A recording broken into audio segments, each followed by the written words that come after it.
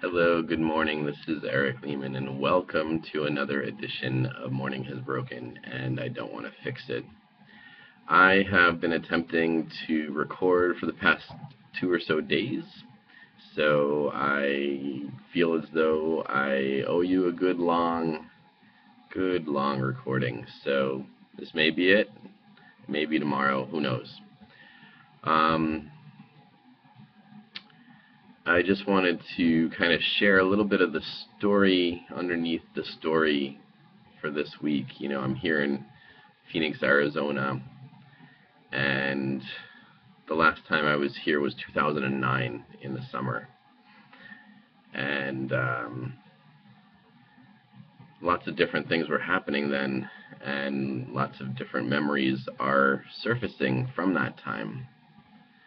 So I figured I'd rather share than not have you part of those memories. So I guess what many don't know, or I haven't shared with many, is that the last time I was here, it was amazing, and it was heart-wrenching too. Um, I was very, very, very excited because I was about to, attend the National Speakers Association convention, and it was a wonderful experience. Um, in advance of attending the National Speakers Association convention, I had the opportunity to visit with my biological father, and he was not in the best place. He was, I guess, what we say in the, youth facing homelessness community. He was couch surfing. He wasn't, um, he wasn't doing well financially, and he was desperate. And in all honesty, he really wanted me to just take him in, and I was really feeling the pressure of that. So instead of taking him in, when I last showed up to Phoenix, I actually showed up a day or two earlier than the convention, and I rented a car, and I went to visit him with the intent of the day before the conference putting him on a Greyhound bus back to Long Island, where we both grew up. And the hope was that he would actually go stay at the homeless shelter where I actually used to work, and then eventually get taken in by a transitional housing program. So that was a really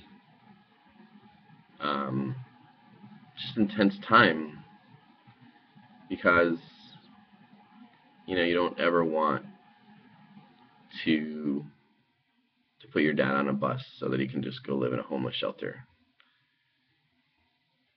On the other hand, I believe also that it was a huge part of my letting go process, whatever process I'm still in right now, which helped to teach me better how to let go and how to let other people's lives be their lives, and how to really intentionally start cutting codependent cords.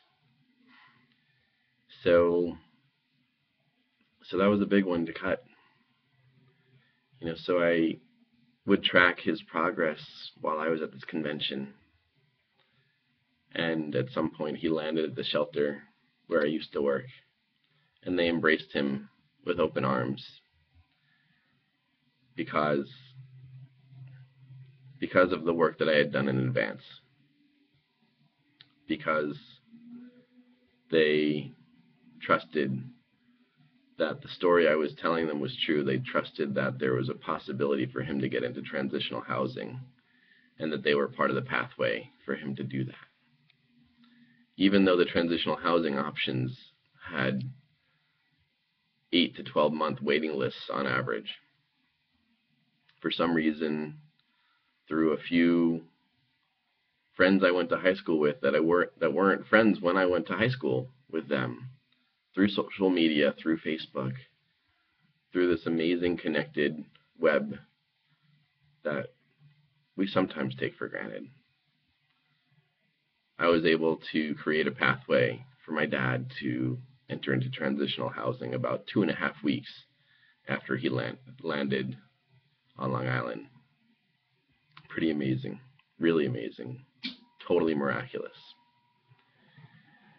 Admittedly, there's still some remnants of baggage from that episode, and that sort of came up yesterday. I went for a run, and I ran by the Greyhound station that I saw, that I took my dad to when I was here in 2009, and it just conjured up all the feelings of guilt, whatever it felt like to just put him on a bus instead of take him in.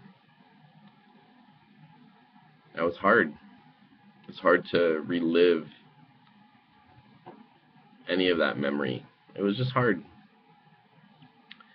So, I can honestly say that I still haven't fully repaired my relationship with my dad. I think he's still not that happy that I took him to a bus station instead of my home. I'm in a place where, I'm in transition right now. And that's real too. I'm not asking to be taken in. It's just, it's a real transition. And it's wonderful. And, it's just one of those things where, again, kind of the feeling like every bit of every experience, every moment that I've experienced up until now is just training for now. And maybe that's what this life is all about. It's just training for now. It's just like, now that you know all that you know from what you've lived, what does now look like? Wow. Just being able to say that, and just being able to let go and know that every single thing that's ever happened has just been training for now. It feels like a great metaphor. It feels right. It feels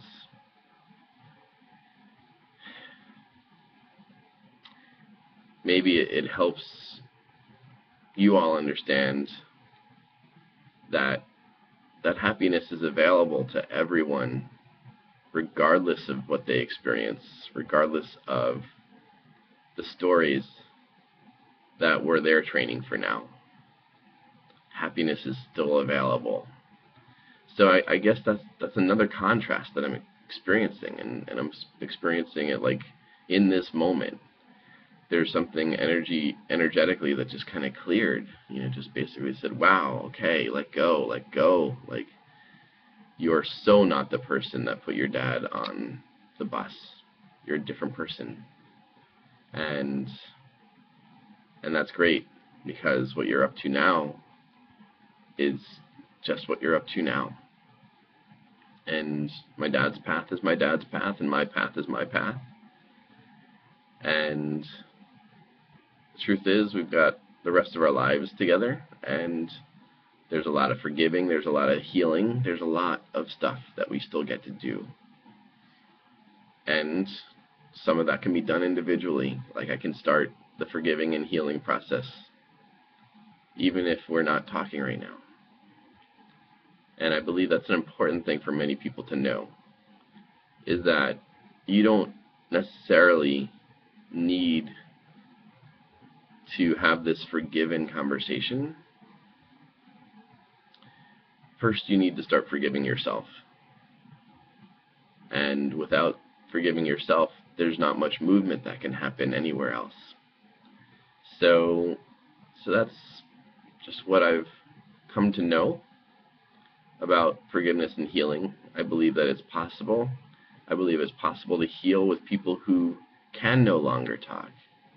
It's possible to heal with people who are no longer alive.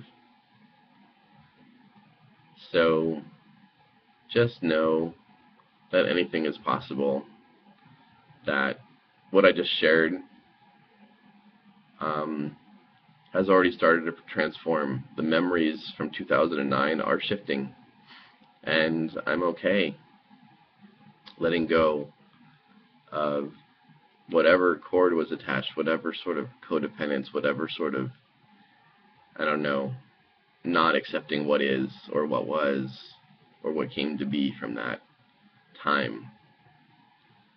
I'm totally in acceptance. I'm totally humbly in deference and yielding and surrender to all that is. And I'm excited that every moment that I've lived up until now is just training for now. Like, that's huge and it's small. It's just like, wow, like, what does it mean to be training for now? And what does it mean that all of the experience I've had up until this day just prepared me perfectly for this next moment? Perfectly. So that's the other thing to know. I love you. I'm going to talk to you soon. And thank you so much for your patience.